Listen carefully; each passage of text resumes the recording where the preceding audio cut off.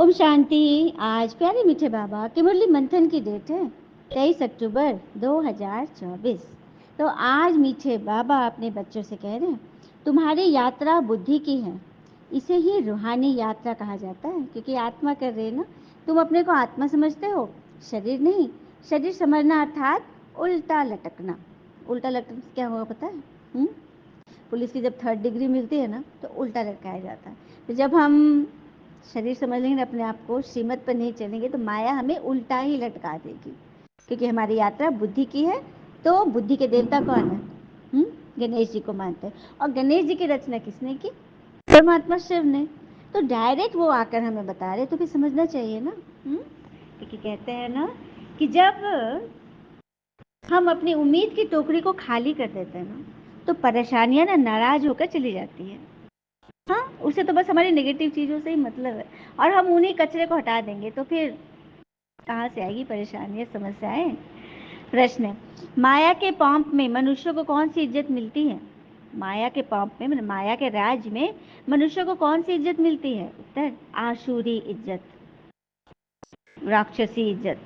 मनुष्य किसी को भी आज थोड़ी इज्जत देते हैं, कल उसकी बेइज्जती कर देते हैं, गालियां देते हैं। माया ने सबकी बेइज्जती कर दी है, और बेइज्जती में पता है क्या इनाम दिए? पतित बना दिए सबको। बाबा आए हमें दैवी इज्जत वाला बनाने, पवित्र बनाने। तो बनना है या वही कचरा में ही जाना है हमें? नाली के कीड़े जैसे, जिसको नाली में ही मन लगता है, बदबू में ही मन लगता है, विकार में ही मन लगता है, क्यों क्या कैसे ऐसे वैसे, इसका उसका फलना चिल्ला, उसका अवगुण, उसका बुराई, उसी में मन लगता है। कहाँ जाना है? चलो, द्वापर से हम लोग यही सब किए, पता नहीं था। हाँ, हम किसी को स्पेशली नहीं बोले, लेकिन किसी ने हमको दिया ना, तो हम ले लिए तो शौक से, और उसको मन में रख कर बस चर्निंग चर्निंग चर्निंग वही चलाते रहे। और कहते हैं ना, जब कोई हमें देता है कुछ तो हम मुस्कुराते हैं, लेकिन जब हम किसी को देते हैं तो हमारा भाग्य मुस्कुराता है। तो क्या देना है? स्थूल चीज़, हम धन बांटते हैं, वस्त्र बांटते हैं, भोजन बांटते हैं। ये तो चलिए हमारे पास प्रचुर है या नहीं भी है, तो हम अपने हिस्से का भी दे देते हैं। काफ़ी सारे लोग देते हैं, दान धर्म करते हैं। तो ये तो है स्थूल चीज़, जिसमें कोई मेहनत नहीं है, चीज़ें उठाए और दे दिए। लेकिन यहाँ पे दान, कौन सा दान? ज्ञान दान, किसको? ईश्वर के परिचय का दान, सुख का दान, शांति का दान। ये बड़ी बात है। तो इस ज्ञान से हमें वैसी इज्जत मिलती है, जो कि हमारा हाथ हमेशा ऊपर रहता है देने वालों की लिस्ट में। ओम शांति। रूहानी पिता अपने रूहों से पूछ रहे हैं, कहाँ बैठे हो जी? तुम कहेंगे विश्व की रूहानी यूनिवर्सिटी में। तो रूहानी अक्षर तो वो लोग जानते नहीं, विश्वविद्यालय तो दुनिया में अनेक है। रूहानी स्टूडेंट तो नहीं जानेंगे कोई कि आत्मिक स्टूडेंट कौन है, भाई आत्मा पढ़ रही है तो नहीं पता, लेकिन विश्वविद्यालय यूनिवर्सिटी तो जानते हैं, अनेकानेक है। लेकिन ये सारे विश्व में ये एक ही यूनिवर्सिटी है, रूहानी विश्वविद्यालय। एक ही पढ़ाने वाला है, सुप्रीम रूह अर्थात सुप्रीम सोल, परम पिता पढ़ाते हो। पढ़ती कौन है? रूहें अर्थात आत्माएं पढ़ती है। तभी तो ये रूहानी विद्यालय, इसे स्पिरिचुअल विद्यालय कहो तो रूहानी पाठशाला कहो, बात एक ही है। स्पिरिचुअल अर्थात रूहानी, रूह की नॉलेज पढ़ाने वाला, स्पिरिट की नॉलेज, आत्मा की नॉलेज पढ़ाने वाला सिवाय परमात्मा के तो कोई हो ही नहीं सकता। इसी से तो उनको स्पिरिचुअल फादर भी कहते हैं। ठीक है। बाबा आकर क्या करते हैं? एक धर्म की स्थापना करते हैं। अभी तो इतने सारे धर्म हैं, वो सब मिल जाएंगे इसी धर्म में, क्योंकि सनातन धर्म जो है ना, वही सारे धर्मों की जड़ है, रूह है, और उसी से सभी धर्म निकले हैं। भगवान आए हैं हम सबको ये रहस्य बताने कि हम किस तरह से, जी कहते हैं ना, अपने प्रभु को जीवन के हर क्षेत्र में प्रथम स्थान दो, तो हमारे संकल्प में, बोलने में, हमारे हर कार्य में फिर सब चीज़ें अपने आप सही स्थान पर, प्रथम स्थान पर पहुंच जाएगी, यदि हम भगवान को अपने दिल में, अपने मन में, अपनी भावनाओं में, अपनी श्रद्धा में, अपनी श्रीमत पे भगवान को नंबर 1 स्थान पर रखेंगे। ठीक है। तो बाबा बोले, अब तुम बच्चे जानते हो 5 विकारों को जरूर छोड़ना है। ये तो साथ नहीं ले जाने हैं, क्योंकि आत्मा ही जाती है ना ऊपर, शरीर तो नहीं जाता, और शरीर के अंदर विकार है, इसलिए शरीर को यही छोड़ना है। तो शरीर छोड़ने का अर्थ है मतलब मतलब डेथ नहीं होना, शरीर भान छोड़ना, देह भान छोड़ देना। ये देह भान ही तो है जो हमें इसका उसका किसका, मतलब ऐसे वैसे, अतीत की बुरी यादें, भविष्य की चिंता, हाँ, वर्तमान में इसके उसके सबके अवगुण पकड़ के रखना, यही है देह भान। इससे ऊपर उठने पर जब आत्मिक भान में रहेंगे तो आत्मा के जो 7 गुण हैं, शांति, प्रेम, आनंद, शक्ति, ज्ञान, पवित्रता, इन चीज़ों में रहेंगे तो फिर हमेशा हमारे से खुशबू निकलेगी। ठीक है, और हमारा वाइब्रेशन इतना प्योर होगा कि कोई भी हमारे आसपास भी होगा ना तो उनको भी अच्छा प्रतीत होगा, उनको भी फील होगा कि हम कहीं ऐसी जगह बैठे, ऐसे आत्मा के साथ बैठे जहाँ से हमें गुड वाइब्स आ रहे हैं। तो ये पढ़ा रहा है कौन? जरूर परमात्मा, हमारे स्पिरिचुअल फादर। स्पिरिचुअल नॉलेज हमें देते हैं भगवान। तो सिर्फ अपने को आत्मा समझ बाबा को याद करना है, पावन बनना है। हाँ, बाबा को याद करते करते अंतमति सो गति हो जाएगी। यह है याद की यात्रा। तो यात्रा अक्षर तो सबको अच्छा लगता है।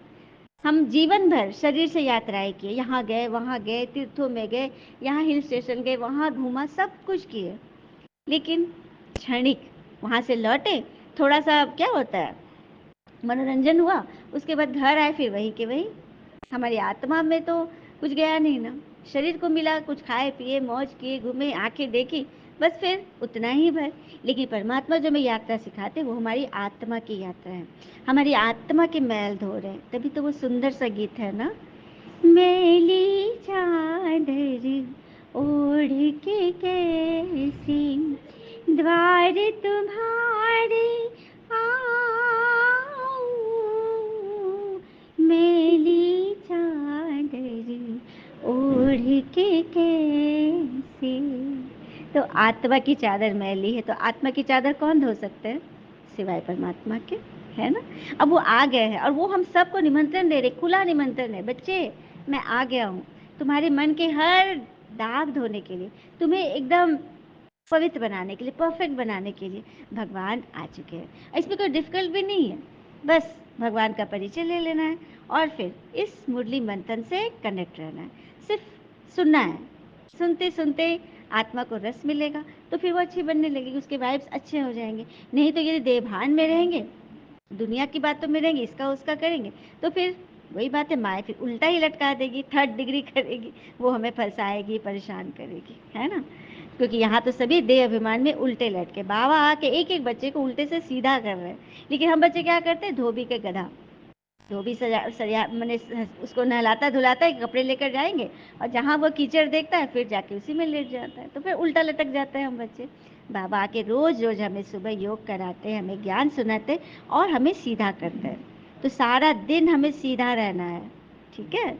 और सीधा रहने के लिए कौन सी विधि अपनानी है, आइए, कौन सी बात हमें अपने मन में रखनी है, क्योंकि कहते हैं ना निश्चय में ही विजय है। एक कथा सुनते। तो 4 साल से एक गांव में बारिश की एक बूंद तक नहीं गिरी, सभी बड़े परेशान थे। गांव का एक किसान था हरिया, वो अपने बीवी बच्चों के साथ जैसे तैसे समय काट रहा था। एक दिन बहुत परेशान होकर बोला, अरे ओ मुन्नी की माँ, जरा बच्चों को लेकर पूजा घर में तो आओ।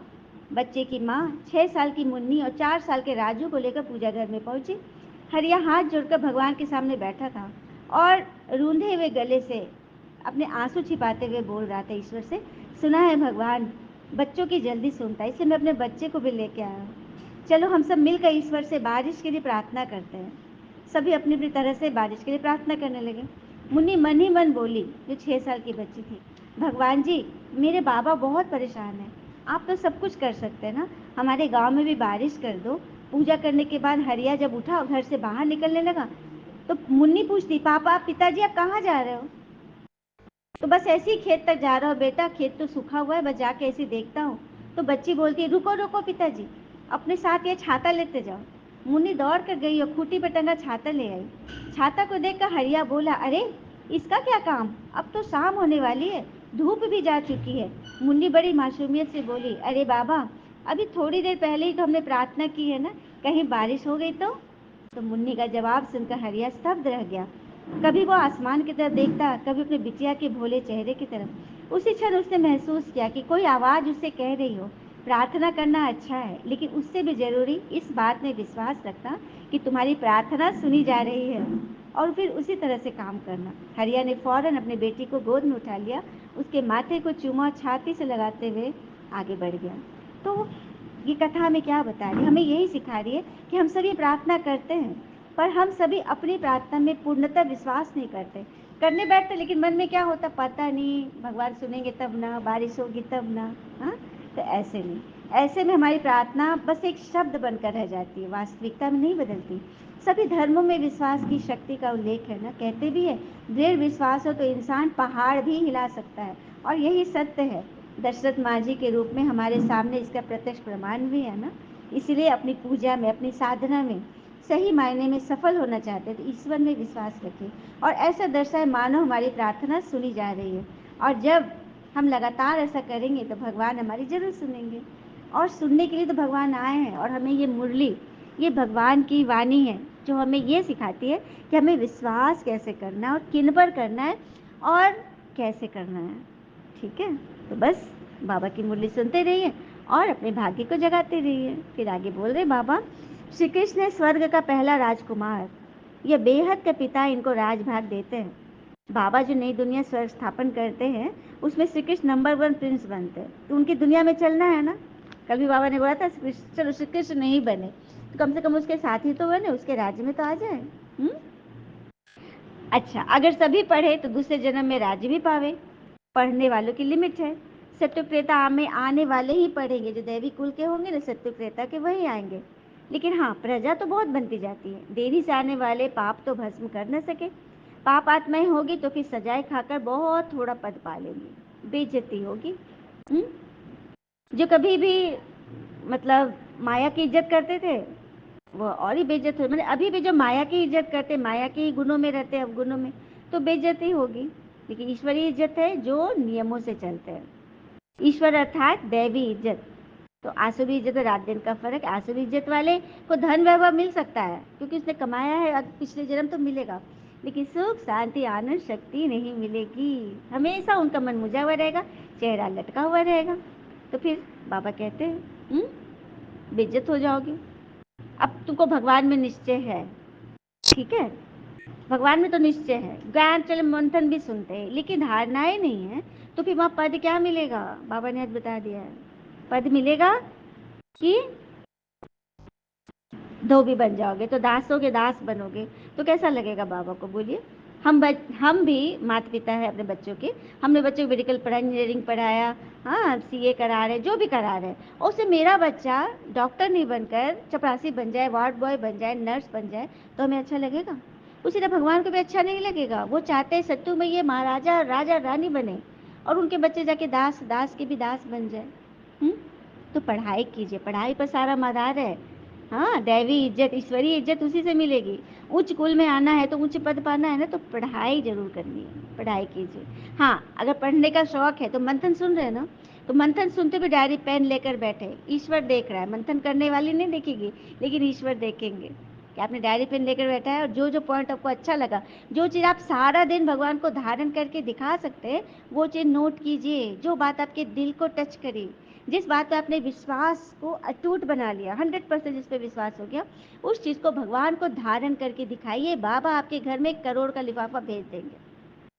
हम लोग करोड़ से नीचे की बात नहीं करते, ठीक है? हम लोग तो पद्मा पदम भाग्य से, भले अभी इस संगम युग पे नहीं है पैसे उतने, लेकिन मन से तो हम धनी है ना। सृष्टि का मालिक हमारा पिता है, हमारा माता है, हमारा भाई बंधु बंधु सखा, सब कुछ हमारे पिता है। तभी तो हम गाते आए ना, तुम ही हो माता पिता, तुम ही हो, उसी के लिए। तो वो जब हमारे साथ है तो फिर सोचने में क्या बात है ना? क्योंकि अभी से सोचेंगे ना तो सत्युग में तो बनेंगे ही बनेंगे। पद्मा पद्मपति हमारे एक तरफ हजारों महल होंगे सोने हीरे के। फिर बाबा आगे कहते हैं कि कोई भी विकार का भूत अंदर नहीं होना चाहिए। तुम विश्व का मालिक बनने वाले हो ना, तो ईश्वरीय मत पर चलना चाहिए। कामी जो होगा उसकी तो हेल्थ बिगड़ती रहेगी क्योंकि ताकत कम हो जाती। इस काम विकार ने तुम्हारी ताकत बिल्कुल खत्म कर दी। नतीजा यह हुआ कि आयु कम होती गई, भोगी बन पड़े। इस पर एक बात कहना चाहूंगी कि और अब तो ये अंतिम जन्म है ना, अंतिम जन्म है, और कोई कम आयु भी नहीं है। ज्ञान में आए कोई आयु कम भी तो नहीं है, अच्छे खासे हैं। अगर किसी को कहो पवित्रता की बात तो वो यही कहेंगे कि सृष्टि कैसे चलेगी। अरे आपने तो अपना कोटा पूरा कर लिया, सृष्टि चला ही दी अपनी रचना करके, तो फिर अब कैसी विडम्बना, अब कैसी मतलब बात है, उलझन है। तो वो ये कहने से कतराते हैं कि हमारी भोग विलास की कामना कैसे पूरी होगी, ये नहीं कहते। तो बात तो यहाँ पर ये है, पर भगवान कहते हैं कि अब तो सृष्टि का अंत है, तो इस अंतिम जन्म तो पवित्र रहो। नहीं तो भगवान में निश्चय है भी, पर धारणा नहीं। तो बस वही छोटा पद, क्या बनेंगे, धोबी बनेंगे, क्या मोची बनेंगे, जो भी सत्युग में ये सब भी तो होंगे ना। तो ऐसा नहीं करना है, ठीक है। अंतिम जन्म में और बड़ी उम्र में ही आए हैं तो फिर पवित्रता को धारण करें, क्योंकि भगवान कह रहे हैं ना अंतिम जन्म में, ठीक है। फिर आगे बाबा कह रहे हैं पवित्र बनना है तो मरना तो सबको है, ये भी पता है। तो मरना तो देखो, जिसने जन्म लिया है उसका शरीर तो छूटेगा ही, लेकिन क्यों ना पवित्र बनकर ही जाए, शरीर छोड़े, पुण्य तो कमा ले, लास्ट जन्म है ना। और बाबा ही पढ़ाते हैं, भगवान पढ़ाते हैं, तो पढ़ाने वाला टीचर जरूर याद आते हैं ना। और तुम जानते हो शिव बाबा स्वयं भगवान हमको पढ़ा रहे हैं, तो बाबा तो टीचर से योग लगाना है ना। नॉलेज बहुत ऊंची है। अभी तुम सबकी स्टूडेंट लाइफ है, ऐसी यूनिवर्सिटी कभी देखी जहाँ बच्चे बूढ़े जवान सब इकट्ठे पढ़ रहे, एक ही स्कूल है, एक ही पढ़ाने वाला टीचर, जिसमें स्वयं ब्रह्मा भी पढ़ रहे हो, वंडर है ना। तुम आत्माएं जब सत्युग में सत्व प्रधान थी तो तुम्हारा शरीर भी फर्स्ट क्लास सत्व प्रधान था, तुम बड़े धनवान थे। कि पुनर्जन्म लेते लेते क्या बन गए, रात दिन का फर्क है। दिन में हम स्वर्ग में थे, रात में हम नरक में हैं। इसको कहा ही जाता है ब्रह्मा का दिन और ब्रह्मा की रात। ब्रह्मा का दिन है सत्य त्रेता और ब्रह्मा की रात है द्वापर कलयुग। अच्छा, मीठे बच्चों प्रति भगवान की नमस्ते, हम बच्चों को भी प्यारे बाबा को नमस्ते। धारणा के लिए मुख्य सार, पहली पॉइंट, दर दर धक्के खाने की आदत छोड़, भगवान की पढ़ाई ध्यान से पढ़नी है, कभी अपसेंट नहीं होना है, पिता समान टीचर भी जरूर बनना है, पढ़कर फिर पढ़ाना है। दर दर धक्के खाने की आदत छोड़, भगवान की पढ़ाई जरूर पढ़नी, क्योंकि अंतिम जन्म है, पढ़ ले भैया। दूसरी पॉइंट, सत्यनारायण की सच्ची कथा सुनकर नर से नारायण बनना है। ऐसा इज्जतवान स्वयं को स्वयं ही बनाना, कभी भूतों के वशीभूत हो इज्जत गंवानी नहीं है। वरदान है, संबंध और प्राप्तियों की स्मृति द्वारा सदा खुशी में रहने वाले सहज योगी भव। संबंध व प्राप्तियों की खुशी में सदा रहने वाले सहज योगी बनते हैं। तो सहज योग का आधार है संबंध और प्राप्ति। सहज योग अर्थात इजी वे में योग, याद। जैसे कि छोटा बच्चा को भूख लगती है तो माँ को कैसे याद करता है, कितना आसानी से, कोई मेहनत होती है। उसी तरह से जब हमें चाहिए, हमें हमें याद चाहिए, हमें भगवान चाहिए, तो उसका आधार है संबंध और प्राप्ति। संबंध के आधार पर प्यार पैदा होता है और जहाँ प्राप्तियाँ होती है वहाँ मन बुद्धि इजी वे में लग ही जाता है। तो संबंध में मेरेपन के अधिकार से याद करो, दिल से कहो मेरा बाबा, दिल से कहो मेरा बाबा, प्यार से कहो मेरा बाबा, ज्ञान सुनाएंगे, प्यार लुटाएंगे, लुटाए वो पूरा वादा, दिल से कहो मेरा बाबा। तो दिल से कहो मेरा बाबा, मेरा भोले बाबा। तो बाबा के पास जो शक्तियाँ हैं, ज्ञान है, गुण है, सुख है, शांति है, आनंद है, प्रेम है, उसका खजाना हमें मिला के मिला। तो ऐसी स्मृतियों को इमर्ज करो तो अपार खुशी रहेगी और सहज योगी बन जाएंगे। स्लोगन, देह भान से मुक्त बनो तो दूसरे सब बंधन स्वतः खत्म हो जाएंगे। तो ये बंधन किस चीज़ के हैं? फलाना ने ऐसे किया, फलाना ने कई साल पहले ऐसे बोला था, फलाना ने मुझे मुझे मेरी बात नहीं मानी, फलाना ने मुझे ऐसे देखा, फलाना ने मतलब मुझे मान नहीं दिया। ये सब क्या है? ये सब बंधन ही तो है जो हमें बांध लिया। मतलब कि जैसे किसी ने कुछ बोला, टोका, और हम उसकी बात को मन में रख लिए, उसी को चला रहे, उसी भान में वही याद आ रहा है और आंखों से पानी भी गिर रहा है। तो ये क्या है? कितना बड़ा बंधन है। तो इन सब बंधन से छूटना है तो ईश्वर की याद में रहे और ये मंथन रेगुलरली सुनते रहे, क्योंकि इससे हमारी आत्मा के सारे अवगुण मिट रहे हैं और आत्मा चार्ज हो रही है और परमात्मा से प्राप्तियों से भरपूर हो रही है। अच्छा, ओम शांति। शुक्रिया मीठे बाबा। वो बाबा के प्यारे प्यारे बच्चे, आप सबका जीवन सदैव सुख शांति समृद्धि सफलता से भरपूर रहे और भरपूर करे। ओम शांति। शुक्रिया बाबा।